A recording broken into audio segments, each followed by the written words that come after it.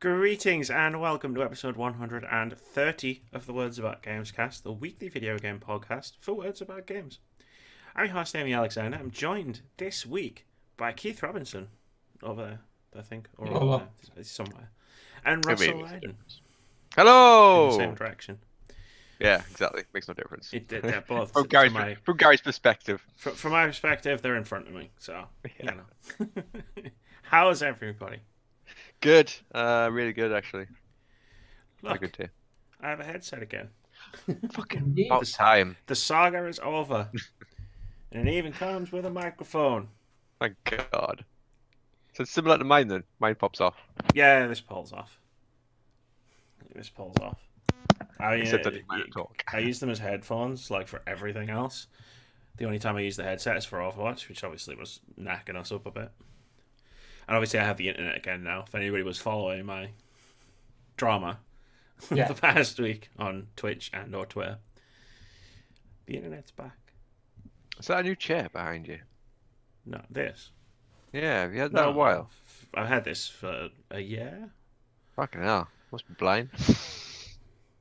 Oh, it's because of the new room layout. I think it might be the new room layout. Everything around the chairs. It just seems newer. Just seems like it's new. Like shelves that aren't like sinking are behind me now. Yeah. And there's a wardrobe behind me with a God of War logo on it. Yeah. It's all changed here at Words About Games HQ. Embracing the change. Shall we just talk about some video games news, though? Yeah, let's jump straight into it. Just jump straight in? Let's just jump straight in. Okay. It's quite an interesting first one. Okay. The first one, of course, comes from Game Informer, written by Imran Khan, which is rumor Nintendo releasing a new Switch model in the second half of 2019. A new Switch model might be on the way, according to a report by Wall Street Journal, stating that Nintendo is preparing another model of their hybrid console in the later half of 2019. According to WSJ, Nintendo feels that Switch sales are liable to lose momentum by next fall, which would be roughly 2.5 years after the console's release. To maintain that competitive momentum, the company is planning a revision to the console that could feature a number of improvements that are still being discussed. One of those improvements they believe is being considered is a better LCD screen to bring it more in line with modern smartphone technology, though they clarify this does not suggest OLED technology as seen in the Apple's iPhone X. Other presumed improvements include making the device smaller, thinner, and more efficient on the battery, though presumably the size would be limited by the size of the detachable mix and match JoyCons. Sources close to Game Informer have suggested the existence of a new revision of the Switch stretching back to March of this year. And then there's some stuff about the 3DS and the DS. But I'm sure we'll cover that when we chat about the Switch. Nintendo. Well, discuss with a potential new Switch model. Like, it's the same. I remember when the DS came out, and then they brought out that thinner version, which was nicer. The one you could actually hold.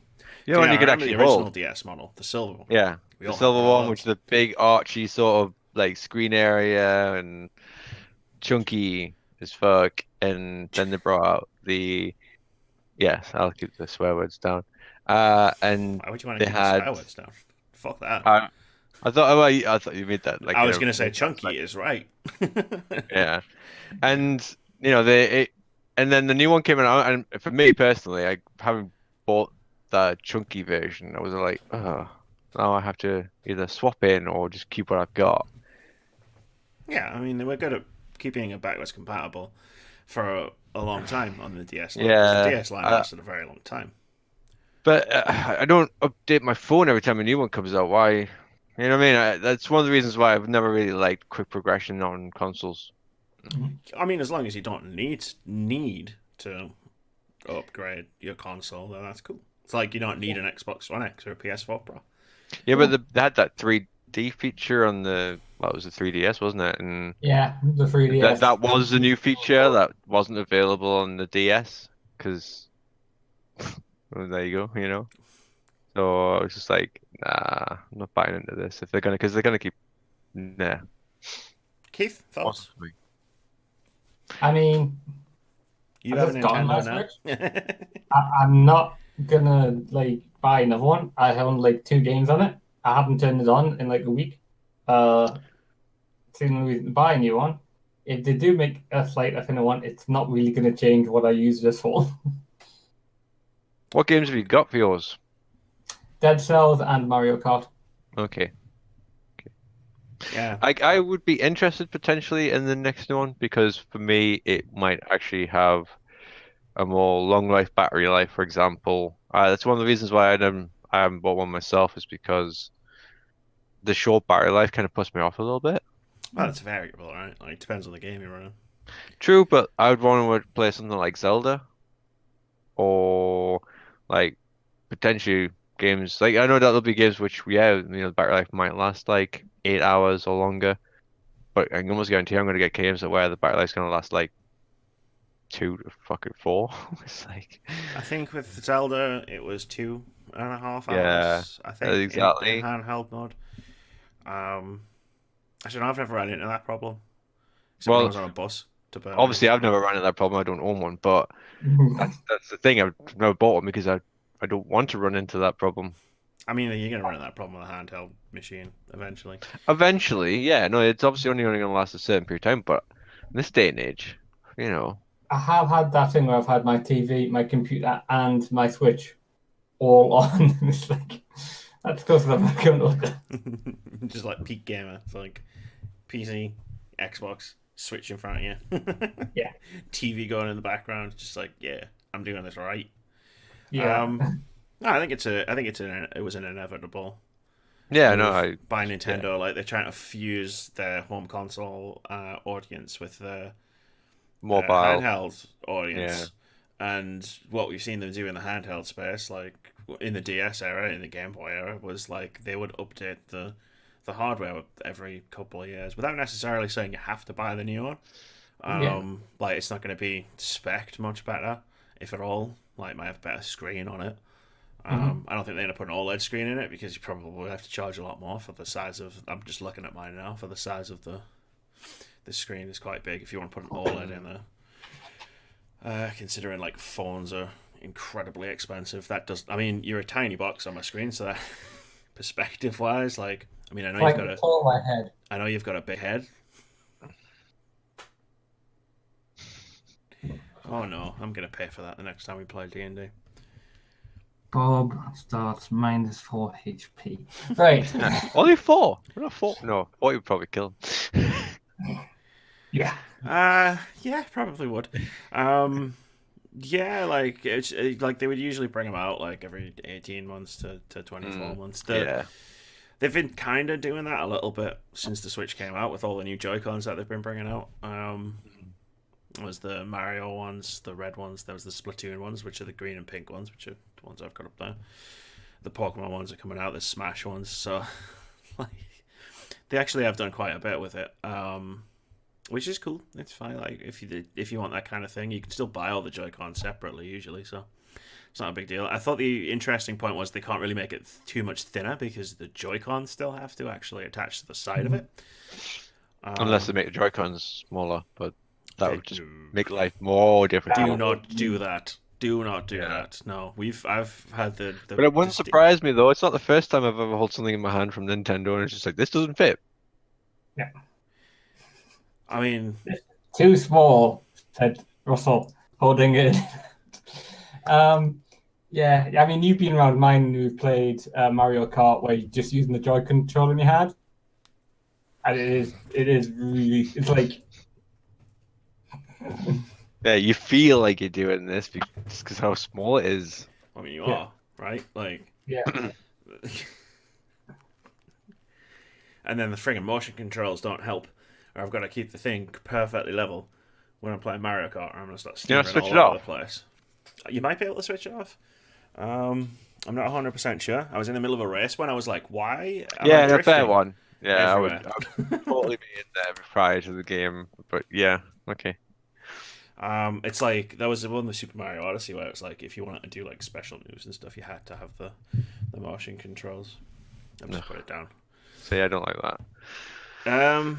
No, but that's Nintendo. It's Nintendo, isn't it? Yeah. I'm still looking forward to Smash Bros. Coming out. Who isn't? So. Who isn't? Anyway, Russell, that too. yeah, Russell is, because he's gonna I'm gonna get text December 7th, 2018. Picture the scene. Smash Brothers is out.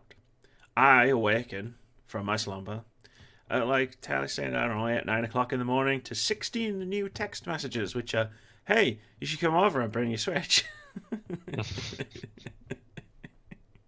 No, I'll have a go on it at some point. I'm sure. yeah, you come over to yours. I'll pop round, and then we'll all die when a giant dog just appears on the TV screen. Oh yeah, no, actually, instead of the 16 text messages, it's just like I awaken from my slumber at 9 o'clock, and he's just sitting in this chair with my Switch. To be fair, you should both come around here, and then we can play on my massive telly.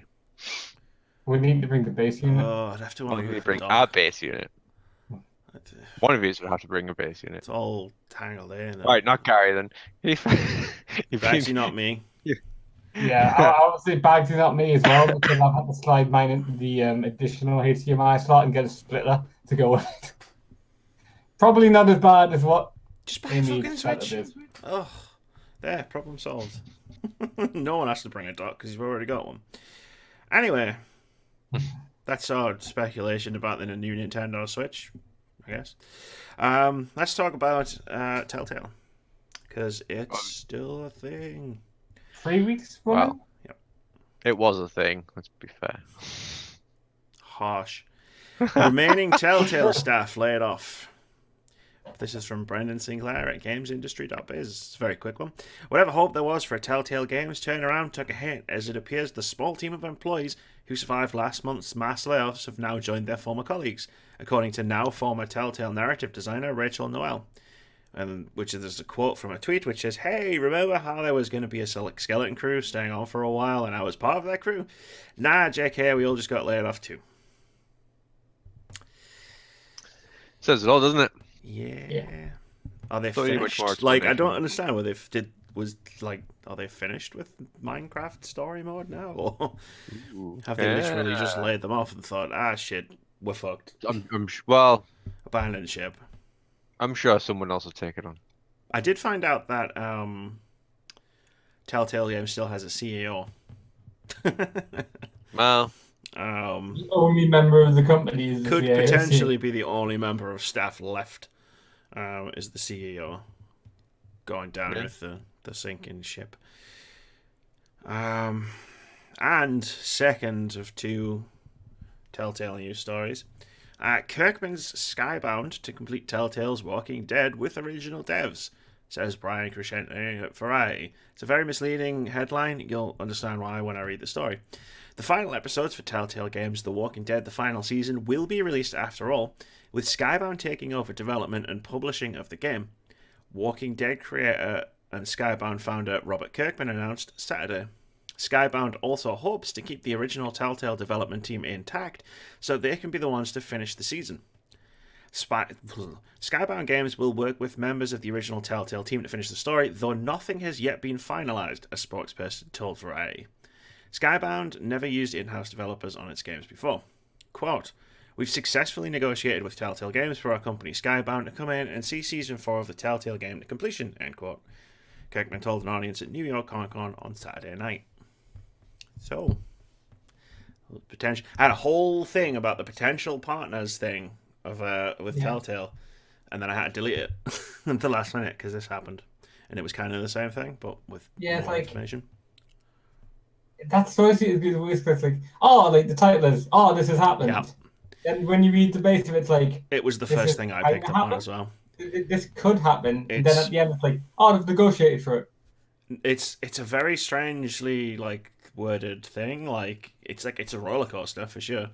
Yeah. But yes, despite what the headline says, nothing is finalized apart from Skybound will do the last 2 episodes of The Walking Dead, the final season. The part that's not finalized is the staffing issue. But they have to hire someone because they don't actually develop games. Skybound Entertainment is as far as I'm aware, all it is it's Robert Kirkman made a entertainment company to license like his IPs out to get made at other places, like Telltale's The Walking Dead or Overkill's The Walking Dead, or there's some Walking Dead mobile game that was at Comic Con. It's called RTS, so I thought it was a strategy game, and then I was like, it's not a strategy game.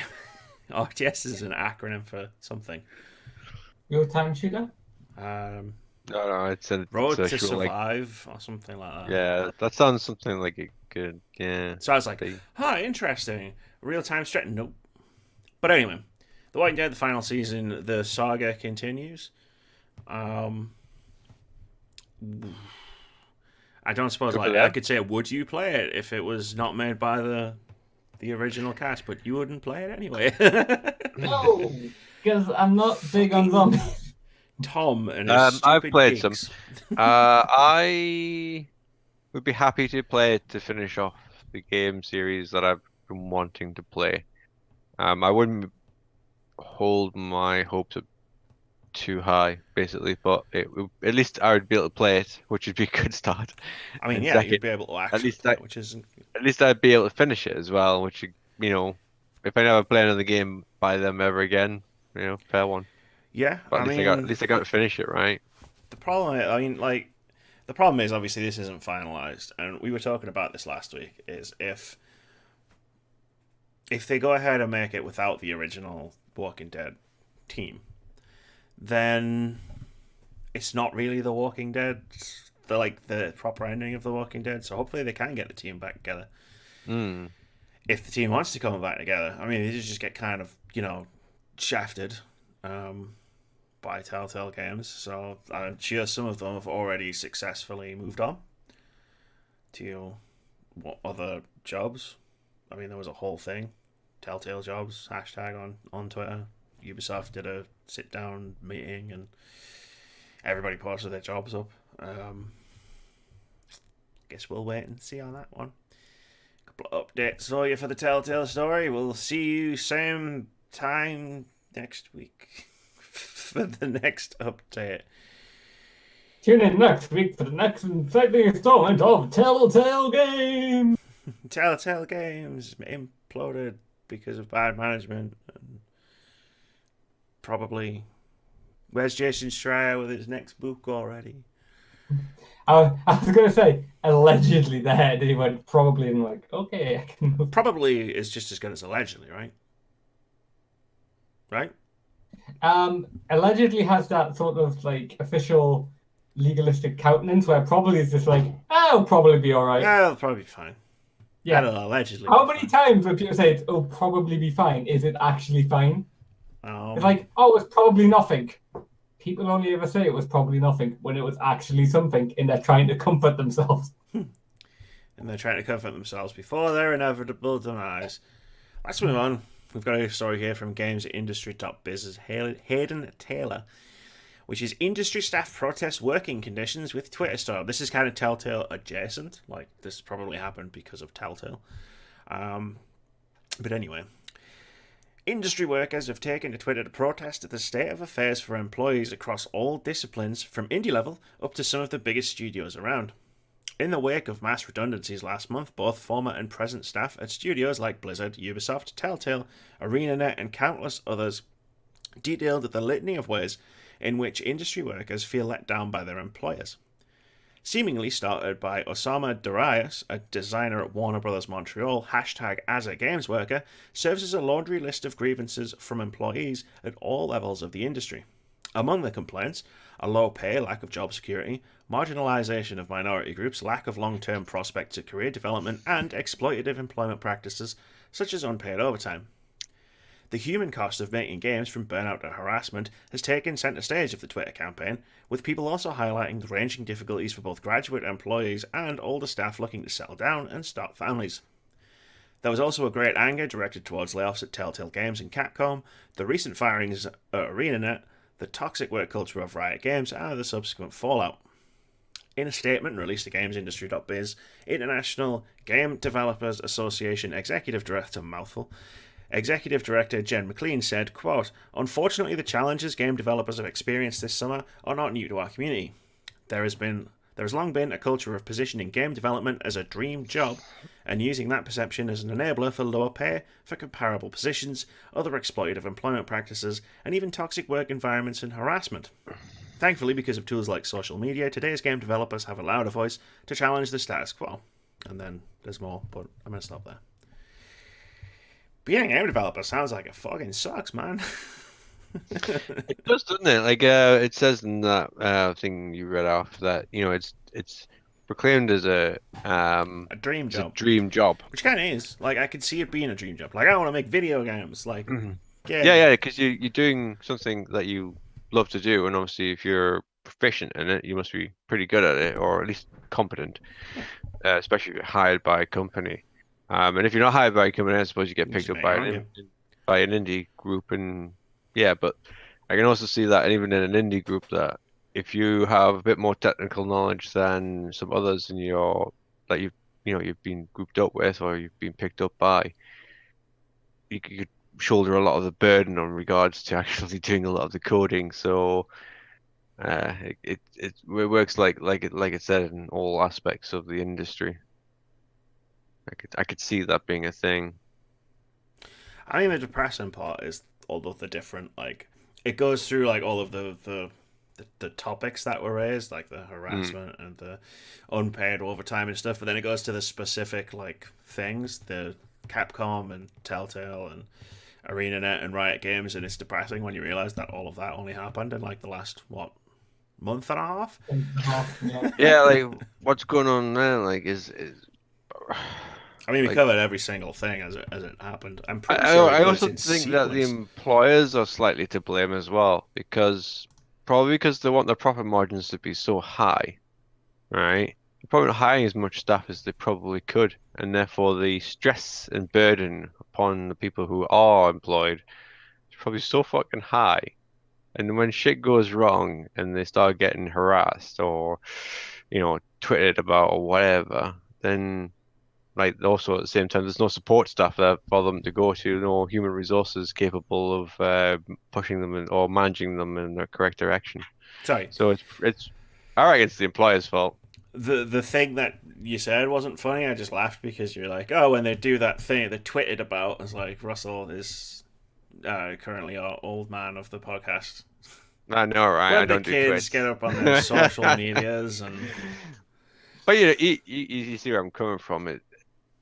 Chances are, because of the games industry is such a high profiting industry through pre-order sales and all the rest of it, even the rush out games and rush out games. No studio has ever been caught out rushing out a game. Yeah, as we all know. And but the thing is, if they had more staff, then the pressures would be relieved off a lot more people. Yeah, I suppose the logistics of it all would be more complicated, but fucking. Suck it up. I definitely that's probably a consideration, but it sounds like it kind of goes deeper than that. I think. It probably is. It's probably a mentality about it as well. When you've got stuff like the way that big games development works, like you've got a studio with a bunch of people who are working to make, I don't know, look to my left, let's see what game comes up. Let's say Anthem, and once Anthem comes out in February. A lot of those people are just going to get let go. Gone. Yeah, because all right, we don't need you anymore. We apply for the next job. That we see it all the time. Whichever game we read it on this podcast all the time. It happens in other industries, not just. Yeah. This is a video. It's like a gig economy. I know, but I just pointed out there. It's like a gig economy, but the gig lasts for 2 to 3 years. It's so weird. But people get brought obviously there's contractors and stuff that work on games. There always is, to get it across the finish line when they need oh shit, we need extra people to, I don't know, code of fucking cutscenes, do art for cutscenes. We'll hire a bunch of artists until the game ships. But a lot of full timers get laid off as well, and that's when you don't just outright close studios like Capcom Vancouver. We're not happy with this game that you're making, so we're gonna shut you all down. If you're lucky, you'll get relocated. I don't know if lucky is the right term. BioWare Montreal last year after I was just thinking about, thing. Yeah, it's like the Vancouver one you just mentioned. Didn't Sony just go, no more America, well, no more Canada, and just say we're just going to ship back to Japan? Not as far as I'm aware. I'm pretty sure everybody just lost their jobs in Capcom, the Capcom incident. And then, obviously, there's the stuff that we seem to, unfortunately, talk about every week. There's the harassment and the shittiness. I try to think of a classier way to say that. The general shittiness. I could probably say another thing. Obviously, I've got nothing to back this up, but there's probably a lot of game developers or, people who can code and artists and, like the market's probably saturated with all these people and there's probably not enough jobs, and hence that's why they go for the lower paid positions so they can get experience. And well, the fact that the companies can get away with paying them less as well and not paying them for there's that too. But that's like, oh well, I mean, that's not their fault. It's not a niche job anymore. You're not getting paid probably the thousands that you're possibly expecting. I don't know of many game developers outside of people like Kojima and stuff like that would probably be expecting to get well paid. Well, I've always kind of considered being a games developer or being, I don't know, coder or whatever, to be a relatively good paid job, mostly because your skills are, in demand. But nowadays, I don't think that at all. I think there's a lot of people that could potentially do that job. I'm not one of them, but I mean, I also believe that Kojima gets paid in slightly more esoteric currency than mere money. Yeah, that's true. Probably gets a lot of rights. Living expenses of 1,400 yen a month, and 2 vials of the tears of a child, and the beating heart of one of your enemies. Anyway, my enemies. Yes. Yeah. Well, Kojima has no enemies left now, so that's true. Well, they're still in business. Like, if you can class what they do as business. They said they were going to keep making Pro Evolution Soccer, and by God, they kept making Pro Evolution Soccer.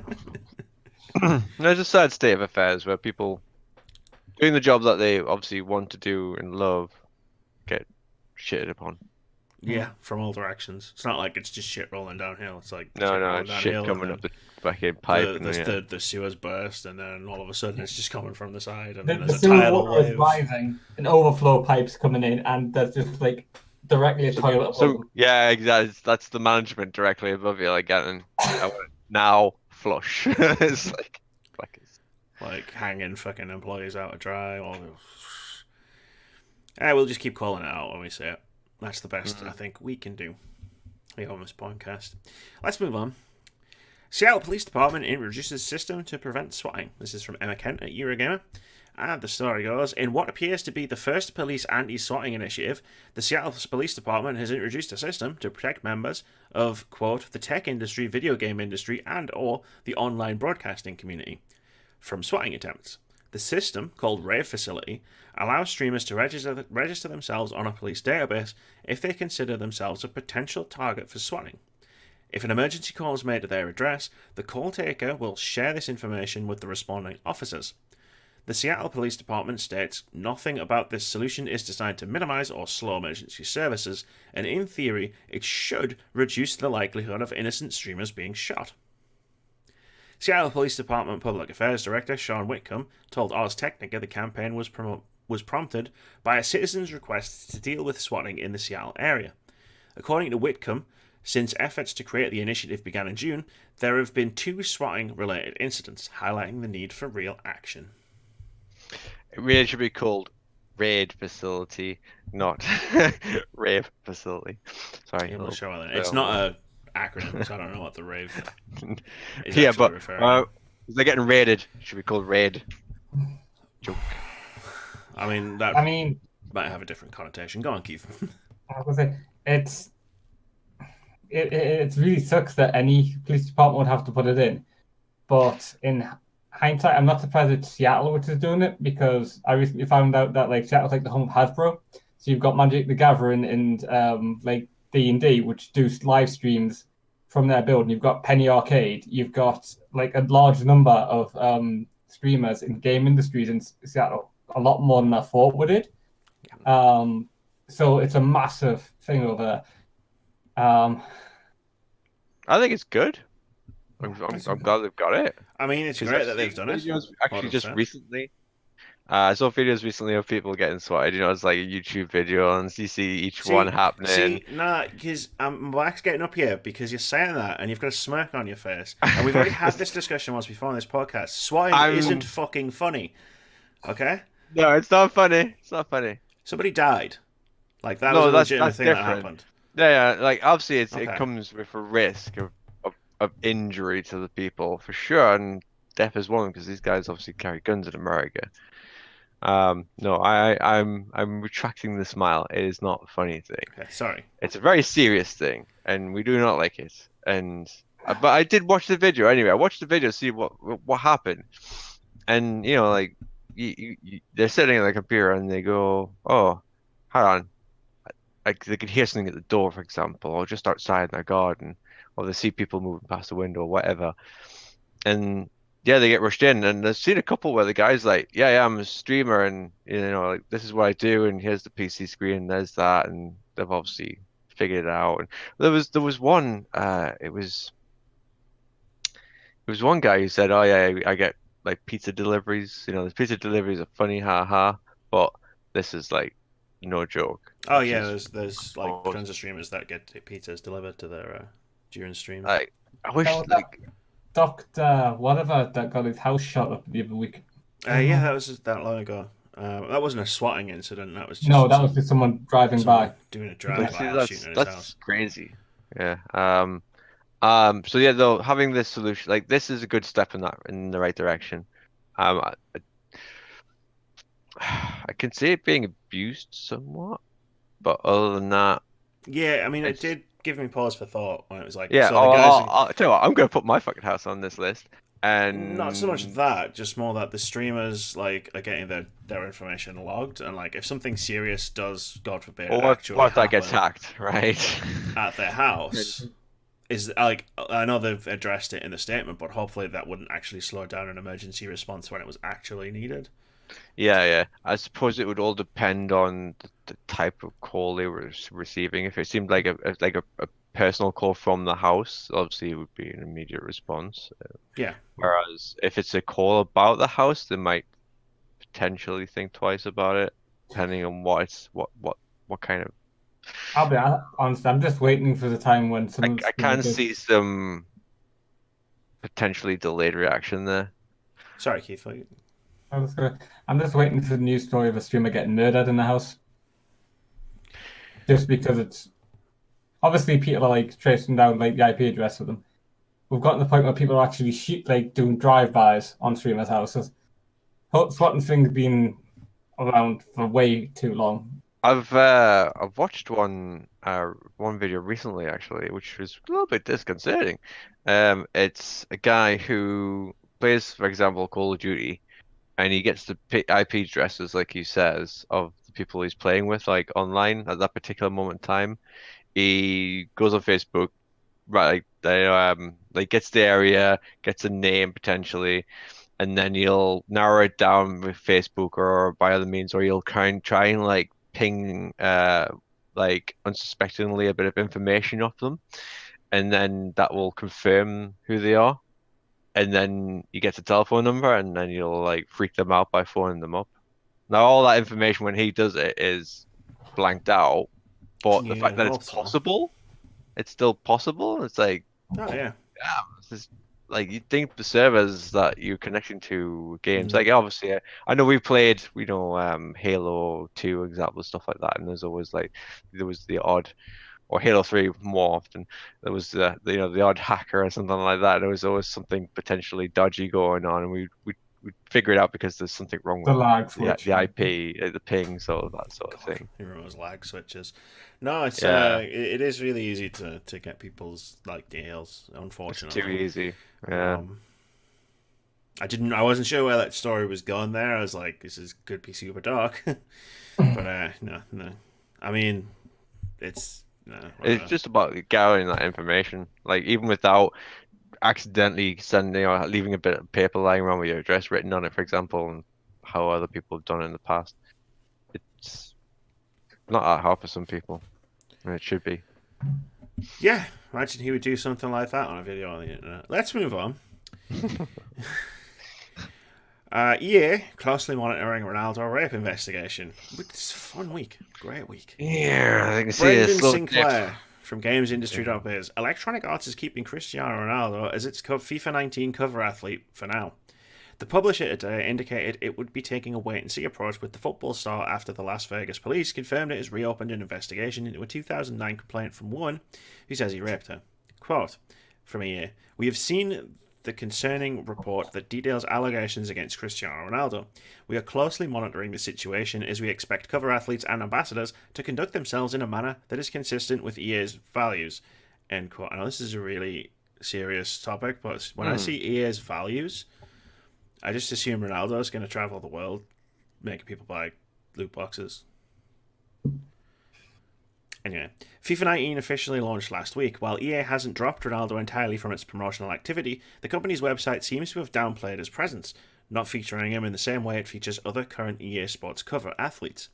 Screen captures from the Internet Archive Wayback Machine indicate several Ronaldo promotional images have been removed from the FIFA 19 front page at different times since September 30th.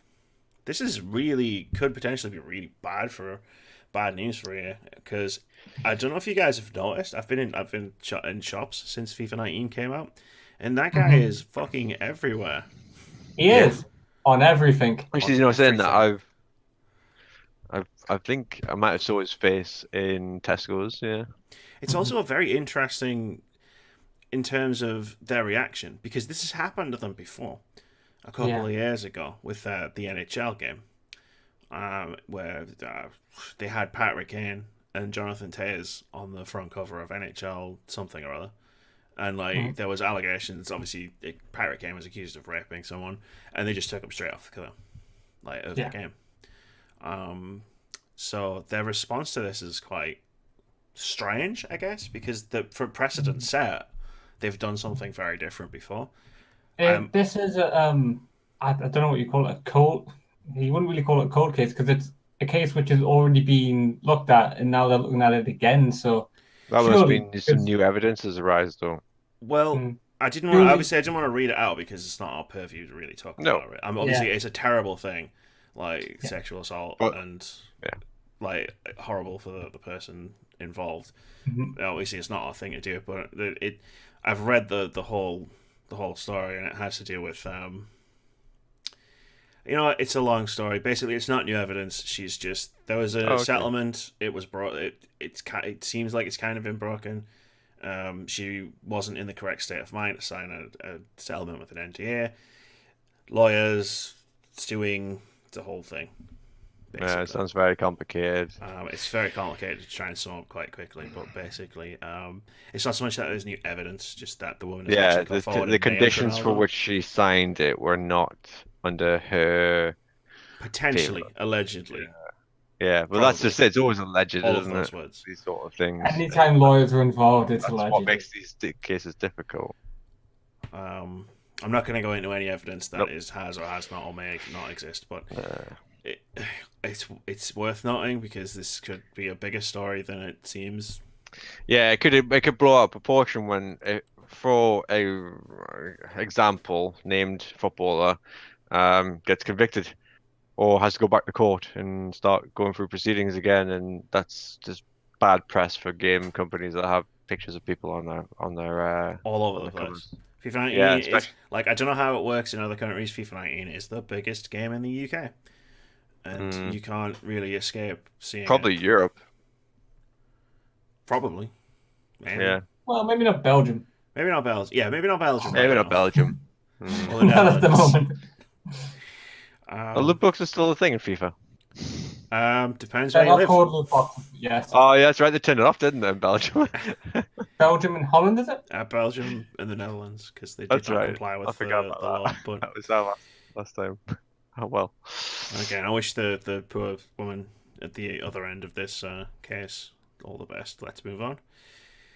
Game developers say they're preparing for PSN name changes. This comes from Jason Schreier over at Kotaku. Developers of multiplayer games tell Kotaku that they're preparing for PlayStation Network name changes to finally come soon. 3 people at 3 different game studios, speaking anonymously because they were not authorized to talk to press, said that in recent months they've been fixing bugs, tweaking settings, and ensuring that the games are compatible with Sony's plans. A 4th person who worked for a game studio shared a photo obtained from internal Sony documentation of a PSN profile containing the option to edit username. The documentation was a guide for changing one's name on the PlayStation Network, that person said. At the PlayStation Experience conference in December of 2017, Sony boss Sean Layden told Kinda Funny's Greg Miller in response to a question about PSN name changes that he hopes, quote, "You won't have to ask me that question next PSX," end quote. The comment suggested that Sony would implement the much-requested feature by December 2018, 2 months from now. Except Sony said last week that there would be a PSX in 2018, which makes for a pretty good loophole. You don't think they cancel PSX just because the word that is the I don't know whether it's a meme at this point. Like, I don't know whether it's reached the critical mass to be a meme, but that's kind of like the overriding theory is they just cancelled the entirety of PSX because they kind of promised that they were going to have name changes by then, and so now by getting rid of it, yeah, so they were just like, we're just going to scrap the whole show. It's fine. It's in a double dose of irony. Sean Layden told that to Greg Miller, and when PSX got cancelled, Greg Miller started the Kind of Funny Game showcase. They should be happy though. It's coming. Unlike, how many years? All of them. Like all of the years. Like, it's fucking crazy. Like, you make a name on the PSN like for your like account, and you can't change it ever. Like, imagine if you were like some edgy teenager when you first got your PlayStation, and you were like, "Oh, I'm gonna be like 420XXX Death Reaper," you know? And then like when people make their emails for the very first time. Yeah. And then it's like you get to like 10 years later, and it's like you're. And then you have to do your CV, adult, and you put your email address in 420XXX. What's your PSN tag? And it's like, oh, it's 420XXX Death Reaper. Yeah. Whereas on like Xbox, you're working at like a social. Mine's not that bad. No. Well, I did a sensible thing too, Keith. You know, so. I mean, I think all 3 of us have changed our usernames at least once, because mine is Gerablo, yours is like da-da-da, and yours is da-da-da, and all 3 of those were different, I believe, when we were on Xbox 360. They were, but when the Xbox One, like the Xbox, went to the, we eventually got to the Xbox 360, there was I couldn't use my original password for whatever reason, or my original username, or because it got stolen in terms of I didn't claim it fast enough. Who knows? Oh yeah, I remember that was a thing. Because if you look on, because it's an old one, so I don't mind giving it out. It's Paratrooper, spelled with 00 and not 00. You'll find that all the Halo like info for that particular username from very beginning, all Halo 2 up until the end of Halo 3 era, is all me. So all else, any amazing games that particular username is played, from Halo 2 to the end of Halo 3, it's me. I haven't actually changed my username. No, you actually. Because the Xbox 360 was my first Xbox. So I'm not going to say what I thought it was live on a podcast, so we'll just move on. Because I know you use it for other things.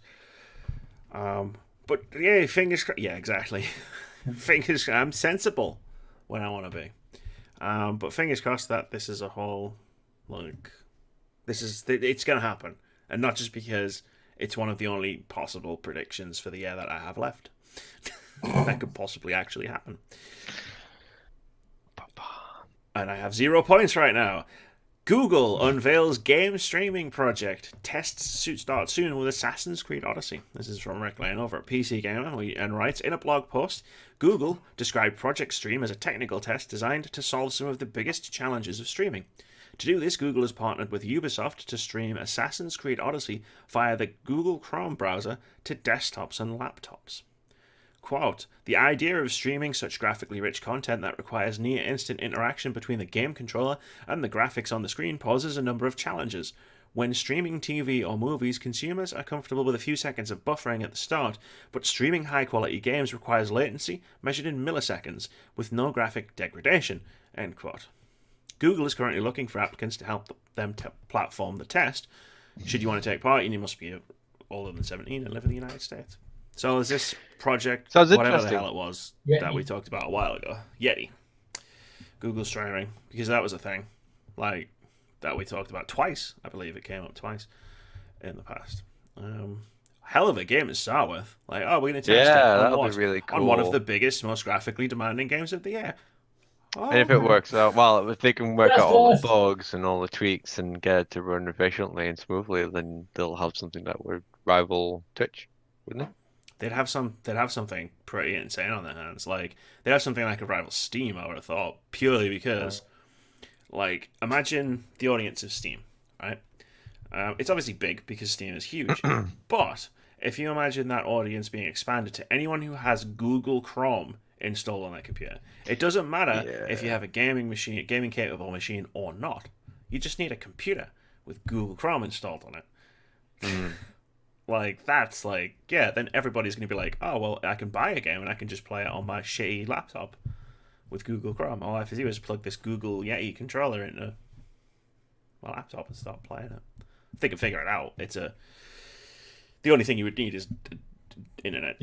Good internet, because you would need good internet.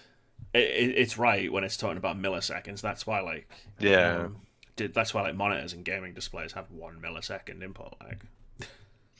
Because that's what you measure it in milliseconds.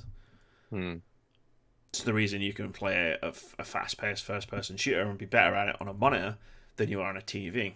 And even TVs only have sort of like 50, 60, 70 milliseconds, like decent ones. So I think it's really cool, but they should also look at cross-seas streaming. So, like, from UK to America or America to the UK, they should be looking at that as well. What do you mean, like, unless they just want to get the fundamentals down. Cross-seas streaming? Well, you know, like from UK to America, if we're doing a live stream, a person in America is watching us. Streaming. Yes. Someone in America can watch what we're doing right now if we were live streaming. Yeah. That's already a thing. Yes, I know. But it's obviously you're talking about the lag and potential.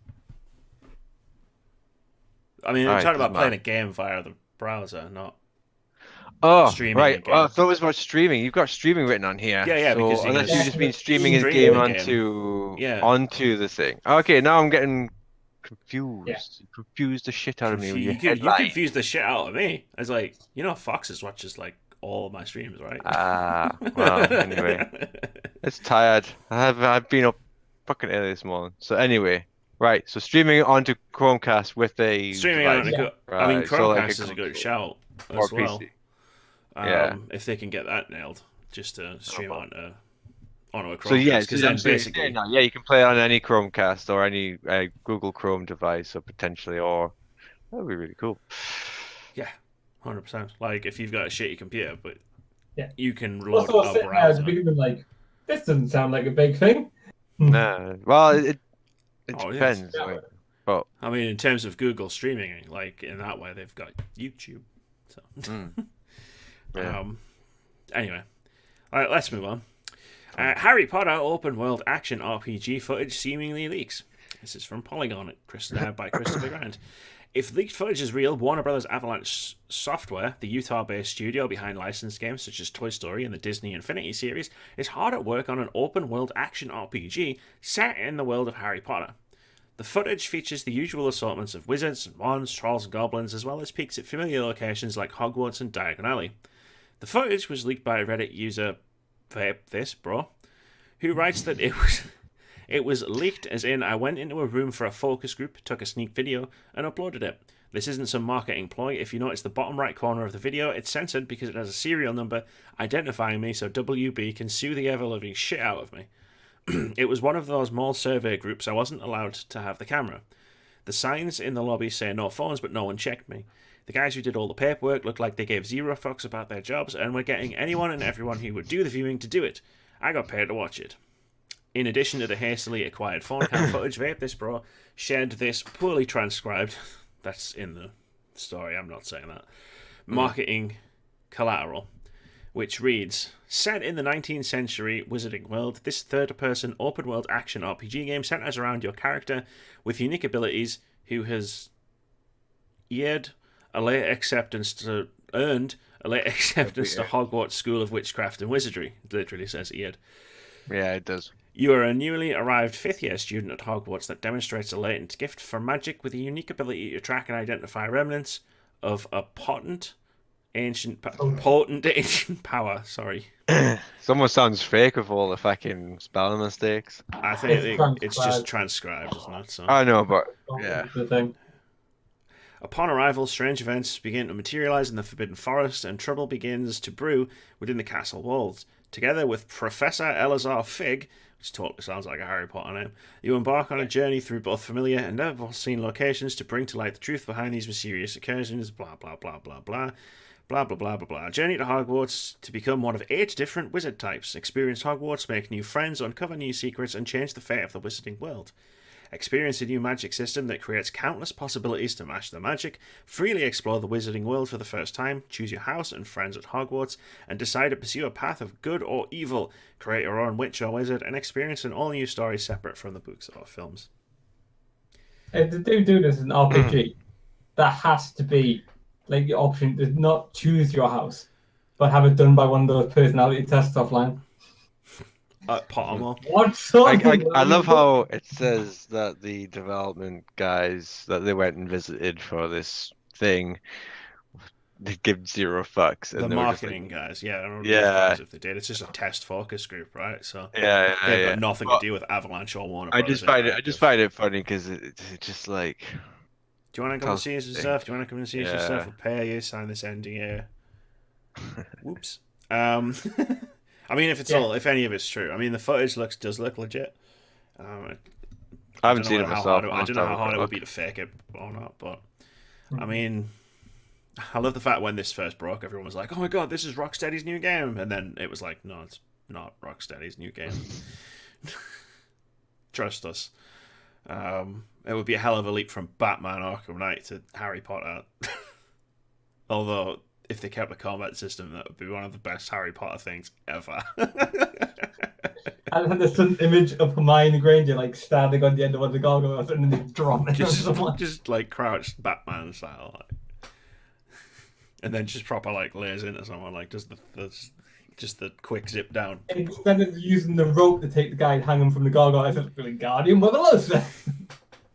I mean, this would be a good move if it's true for a Harry Potter proper RPG, which I mean is better than any of the attempts we've had before. I definitely know 2 people who would want to play it. I mean, there's tons of people who would want to play it. It depends how the game works. Yeah. From the sounds of it, they'd probably want to play it anyway.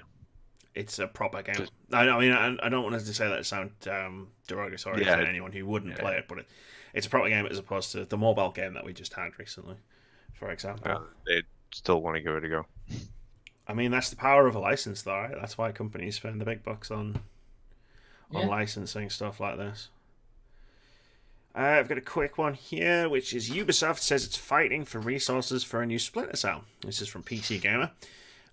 Basically, in an interview with Game Informer, Serge Hascoet, who works at Ubisoft, said, "I love Splinter Cell, I love Prince of Persia. I can't disclose any information at this time, but I can say we are fighting for resources. It's not a question of will, it's a question of means." Yeah, I mean, it was leaked and then didn't happen at E3. I think when they're talking about a question of resources, I'm not necessarily sure it's money so much as it is manpower. Purely because, have you seen how many games Ubisoft is working on at the moment? Yeah, fair one. Like, they always seem to have a really stacked lineup, so I guess it's a case of, shit, if we add more games to this, like, they could, but it's also like, it's a case of who works on it, And where the hell do we release it so we're not tripping over ourselves trying to get all of these different games out? June. Yeah, actually, good point. Release it in June, you cowards. Release the games in June.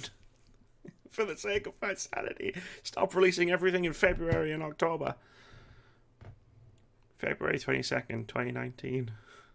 I've legitimately put in a bloody days off request for a few days around that after the 22nd of February, just because, 4 massive AAA games are coming out all on the same day. Anyway, Blizzard is apparently taking measures to foster diversity and inclusion at BlizzCon 2018. This comes from Massively OP's Matt Daniel. In an article recently published by Polygon, Blizzard's diversity and inclusion leader, Kelly Stevens, and executive producer, Sarah Lynn Smith, go into detail about the ways in which the industry giant behind World of Warcraft and Overwatch plans to encourage and celebrate diversity and individuality at its upcoming yearly convention. One of the main manifestations of Blizzard's D&I focus is a part of BlizzCon that the studio is calling the Nexus, where up to 200 attendees at a time can gather in an open house format to listen to both Blizzard employees and external speakers host discussions that Stevens compares to TED Talks. People can come and listen to a story related to that individual, related to diversity and inclusion in general, or a Blizzard, she says. According to Polygon, the speakers include members of the LGBT community, women, military veteran representatives, and people with disabilities. The Nexus is near an escalator and an elevator, and gender-neutral bathrooms will be available. Cool. Yeah, sounds cool. Sounds inclusive. I'm surprised there's not like a follow-up story about a Reddit meltdown about this. But then I guess I purposefully didn't go looking for it when I read this story, because I'd probably find it really easily if I actually went looking for it. But good for Blizzard. Yeah, I mean, I remember what the story was going on about, and that was because they were banning people, the target, anyone who wasn't in the target audience from turning up at very short notice. So I don't remember the story I'm talking about. I was just being a general Reddit is shit.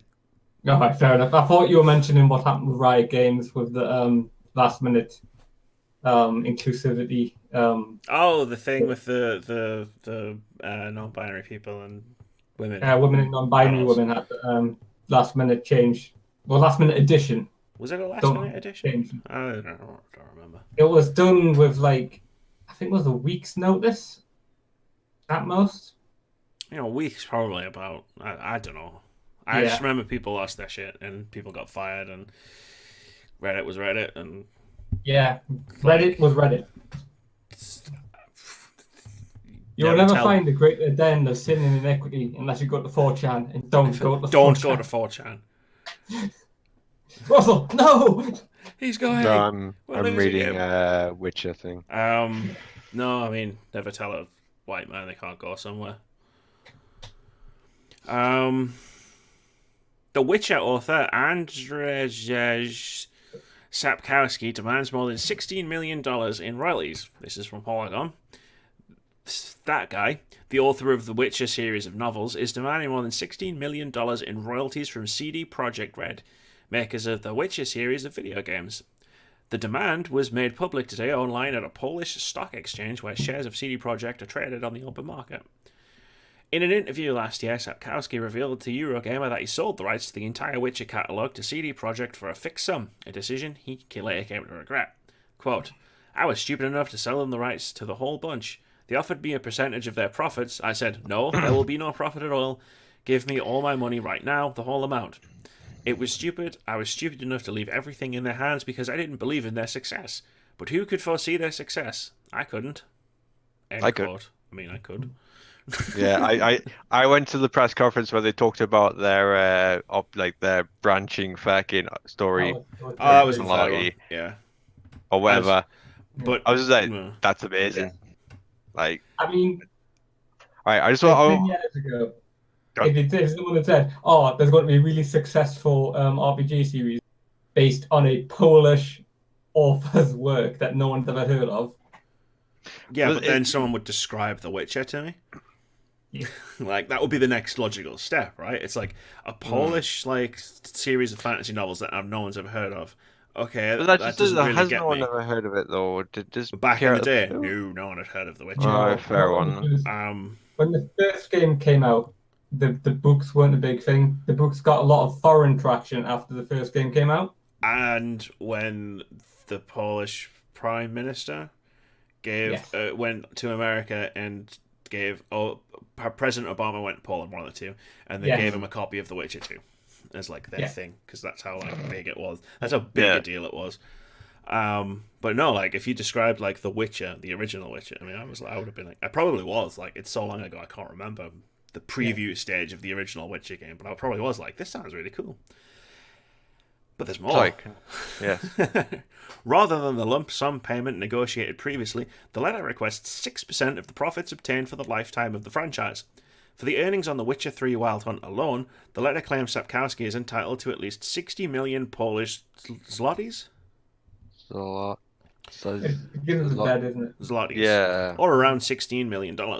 In addition to applying Polish law, the letter goes even further by claiming that the agreement between CD Projekt and Sapkowski only ever pertained to the first video game in the series. Therefore, distribution of all other games, the letter states, including their expansions, add-ons, etc., is simply speaking unlawful. Strange that they only noticed this after it made a boatload of money. In addition to posting the letter from Sapkowski, CD Projekt has also posted its response. Roughly translated from Polish, it calls the author's claims groundless. Quote, all liabilities payable by the company in association therewith have been properly discharged. End quote.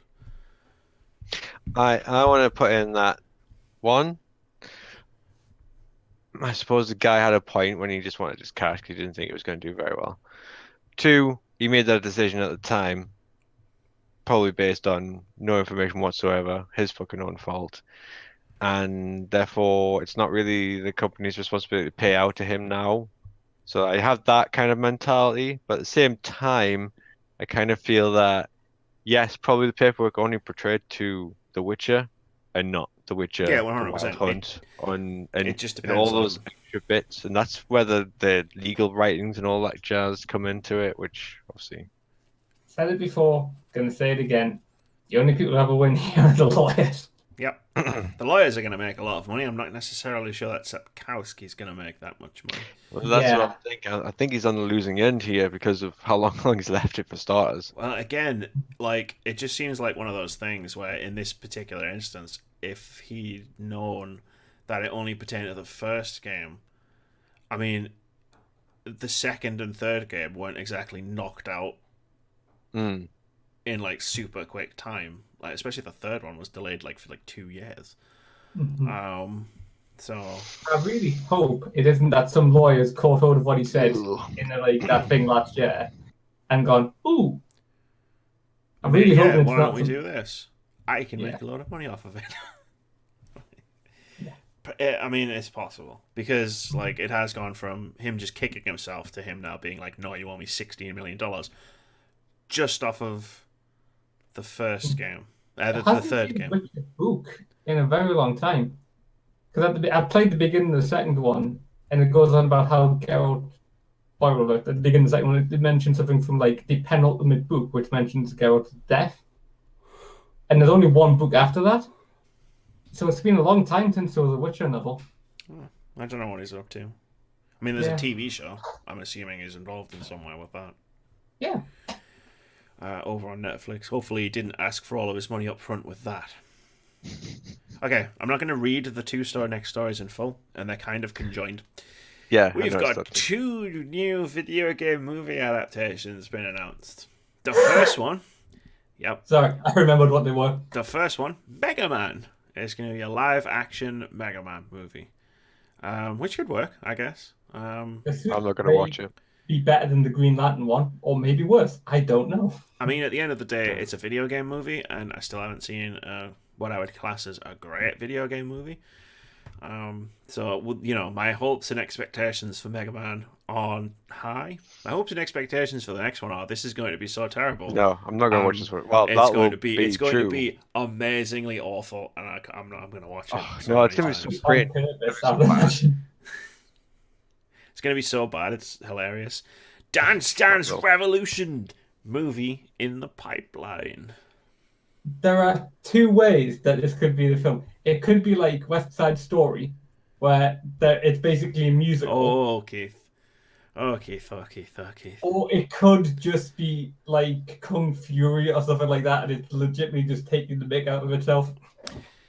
Deadline reports the project will, quote, explore a world on the brink of destruction, where the only hope is to unite through the universal language of dance. End quote. All right, shoot me now. I'm never watching that. So, if I have to watch that film, I want to. Hey, actually, you've got a point there, Keith. The Kung Fury model of making a Dance Revolution type movie that I'm just saying they could pull it off. And of the two movies, and you know, I don't play Dance Revolution. I'm a massive Mega Man fan, but I'm gonna watch the shit out of Dance Revolution just because it's like, huh? Yeah. How does that work? It's like it doesn't. Let's move on. Oh, there's a bet coming. How great the film's not going to be. Yeah. The film's going to be terrible, but my like original point stands. It's going to be so terrible. It's going to be like it's going to be funny. It's going to be amazing. It's going to be amazing in how terrible it is. We'll have to do a watch along on Twitch. Oh, it's going to be. If you want to do a bet, I've got the perfect thing. I'll bet. I'll bet. I'll probably bet on that just because I'm. Well, here we go. Another new bet. Well, that for the next year. And again, no, I mean right now.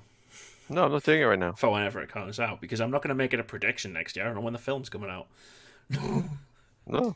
It's entirely possible the film will never come out. I'm not losing a bet just because of the release date. I'm not betting on a bet of a film like me. All right, so we all saw what just happened, and that Russell I'm not completely and truly chickened out of. I'm the one that makes all the bets. So I'm just throwing that out there. That's what happened. There's video evidence. You can rewind this podcast by like 2 minutes and see it all happen in real time. Anyway, let's talk about boobies. Rumours of the death of breast physics in Dead or Alive 6 are greatly exaggerated. This comes from Stephanie Nunnally from VG247. I can't believe this is a story that's still rolling on. Dead or Alive 6 director Yohei Shimbori has reiterated the fighting game will still contain Jiggle Wiggle, despite concerns from fans stemming from rumours. Speaking in an interview with Game Informer, Dead or Alive 6 director Yohei Shimbori said rumours surrounding the death of breast physics are not true. Quote, depending on the outfit itself and the material, whether it's a solid material or soft cloth, it will be different. We look at the way the body moves, and not just the breasts, but other elements too. We are really looking to show more natural body movement. With this current build now, it's probably only 70% implemented into the way it's going to be in the end. We're working within our fan expectations, and we do want to dispel any rumours that there is no movement whatsoever. That's been a misunderstanding. End quote. Shibori continued by saying he and team want players to focus on more than just swinging cha-chas. The team has put tons of effort into every character, right down to facial animations, bruises, scratches, and sweat. Great. I'm glad they're sticking to their roots. I do like the idea of like the realistic like movements and stuff in animation and stuff in a fighting game or any game. And I can't actually hold fault with the idea of breast physics because that's what they are. They're breasts, and it's the physics of their movement while you're doing fighting. If you ain't wearing a decent bra, those boobies are gonna move. Yeah, trust me. But yeah, no, I get it. What I can't believe about this story rolling on is like it's a thing. Should be bouncing along, not rolling. should have pulled out. I was like, as soon as you said that, should have been bouncing along, man. Bouncing along. Oh, I failed. I failed at life. He has failed on his way, like his. But at least I'm not too chicken to make bets. This is going to be a thing for the rest of the year, by the way. Just hope you guys realize. Oh, it is. I might buy it one day though. But Dead or Alive 6, they came out and they were like, we want to what they actually said was, we're toning down the breath because it's known as the game with the bouncing boobies, right? Yeah. That's what I know it for. Yeah, that's what everybody knows it for. And what they actually came out and said was, look, we want to tone down the bouncing boobies. And want to focus on actually making a fighting game, because we want to be a legitimate fighting game. And there was some cool stuff when they were talking about like the bruises and the cuts and the sweat and dirt, and it looked really cool. But all anyone's focused on is what they said about the boobies. This is because I don't think I've ever. I'm not a big fighting game fan, so I don't actually think I've played Dead or Alive fighting game, and I definitely haven't played Dead or Alive Beach Volleyball. No, I haven't played Yeah, any. I don't know. spin-offs I've where not it's played it, all the but female I mean, characters. fair enough. Those games are all about boobies. Like, if you want to talk about boobs in terms of extreme beach volleyball, that's fair enough. Because that's pretty much all the game's about. I only really remember one game which was even more about that, which was what was it? It was not Xbox game, Triple X BMX. Well, Leisure Shoot Larry was a thing. Triple X, BMX. Oh, BMX XX. Yeah, that was a thing. God, the claims sucked. Never played it. Oh, I never played it, but even as a teenager, I still never played it. I had more taste than that.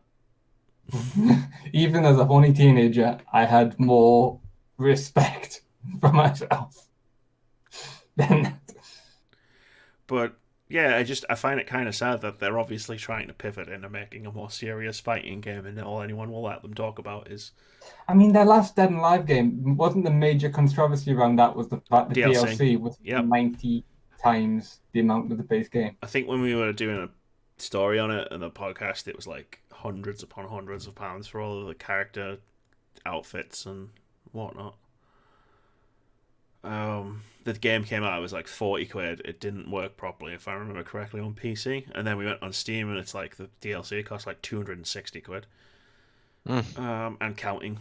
And it was like loads of stuff that was cheap. It wasn't like they just went Star Trek Online route where expansions cost like 80 quid. A bazillion little microtransactions. Yeah, it was just loads of micros. Yeah. Wasn't like putting a monocle in Eve. More just like lots of smaller DLC. Or selling plots of land and space and Star Citizen. You know, the usual, like, egregious DLCs we talk about here on Words About Games. I'm just filling time in by slamming all of the games Russell loves while I wait for Keith. I would have assumed he was there by now. I accidentally went to the page for Dead or Alive 6 because I couldn't remember which one it were. Right, so, Dead or Alive, free-to-play game. Dead or Alive 5 is a free-to-play game. Full game costs £29.99. Alright, so obviously it's come down a little bit since... Oh my god, there's not even a full package for this. Oh wait, no, £997 and 9 pence for all of the DLC. Wow. Which is all costumes. And yeah, it's £1,000. I'm looking at it now. It's £1,000. That's crazy. £1,000 to play this free-to-play game. Well, it's actually probably only about 950 because I'm looking through that DLC and some of it is because they've changed to a free-to-play model, as I've noticed. This is interesting. I'm going to stick with this for a little while because this is fascinating. So the game isn't technically a pay-to-play model. So you get the core fighters. So you can play the game right now with a certain roster of fighters, but you can buy the last round full game, which comes with a bunch of fighters. Like it's basically all the DLC. They've listed it here, where it's tons of characters. Yeah, Dead or Alive music as well. Kokorov, Lei Fang, Tina. I must have played a Dead or Alive game at some point in history because I recognize these names. And those are in the DLCs. They're $279 each individually, and then there's like all this other DLC where it's like Halloween plus debut costume set $49.99. Variety costume set $59.99. I like Halloween stuff. Schoolgirl Strikers mashup set $27.99. DOA5LR Ultimate Content Set $67.99. And this game still has a 62% positive rating on Steam. I kind of find with something like that and how much obviously it would cost to buy all of it, I think that what they've done is, from my perspective, is that they've made a shit ton of costumes for. They've made a shit ton of costumes. Every single character in a variety. So Christmas, fucking Halloween, from the sounds of it, Flower set. Easter. I don't. $14.99, Russell. You can get for 17 different, presumably female characters. You know the Chinese dress you often see in manga, where it's got the slits up the side. Yeah. Yeah, one of them for 17 different characters is $14.99. Cool. If it's for 17 different characters. But like the way I say it is you buy the ones that you want. Yeah. Right? You don't have to buy let's them not all. split hairs here. Yeah, you're not going to buy all of the ones you want. It's still a game with £1,000 worth of DLC. It's a 30 game. But at least they've made the fucking effort and put a lot of shit into the game. Whether or not people use it. That's the point, though. They haven't made a lot of effort to put a lot of shit in the game. They've made a lot of effort to keep a lot of shit out of the game that you have to pay extra to put it in the game yourself. Yeah, I suppose so, but if you have one favorite fighter or so, going back to the Chinese dress, if you play like one female fighter a lot, you have to spend $14.99 getting the dress for her that you really want, and then you get it for 16 other people. It's only one step down from buying a bunch of loot boxes to get an outfit that you want. yeah, I suppose it's like I mean, there's a Senran Kagura crossover, which like I'm guessing is just big boob. Yep, it's just big boobs. I've unfortunately played a Senran Kagura game before. That's the one. That's a fighting game with like clothing destruction and stuff in it. It's all schoolgirls and a ninja school. Anyway, I have seen you play that. Yeah, I did. I think I did a video because it was funny, even though it wasn't really funny. Anyway, we have veered way off topic. That was an interesting rabbit hole we fell down. Here's hoping Dead or Alive 6 has less DLC. Anyway, finally, the new games that are coming out this week. This is a new thing I want to put on. Pointing at the end of every podcast, there are new games coming out this week. Keith, have you got the show notes open? Yeah. Read them. I want somebody else to do it. Okay. Keith does one and I'll do one. Space Hulk Tactics comes out for the PC, PS4, and Xbox on October the 6th. October 9th, sorry. Yeah. Mark of the Ninja Remastered on PC, PS4, Xbox, and NS October the 9th. Home Sweet Home on PS4, Xbox, and PSVR on October the 9th as well. The Missing, PC, PS4, Xbox, and Nintendo on October the 11th. We've got the classic Child of Light coming for Nintendo Switch on October the 11th as well. And finally, something I'm interested in purchasing, Call of Duty Black Ops 4 on PC, PS4, Xbox on October the 12th. Hey! Keith's got this weird, like, pixelated thing. It's super creepy. It's nothing to do with you. It's just I think it's the lighting slightly. It just you looked like a Doctor Who monster. And speaking of Doctor Who, let's get the fuck out of here so I can watch the new episode of Doctor Who. That's gonna do it for episode. It's already been on. I was gonna watch it after this. But that's then you can pause it. You see. Very P. It's a good strategy. Bye guys. Episode 130 was a success. See you in a week, providing maintenance doesn't conk out again. Bye.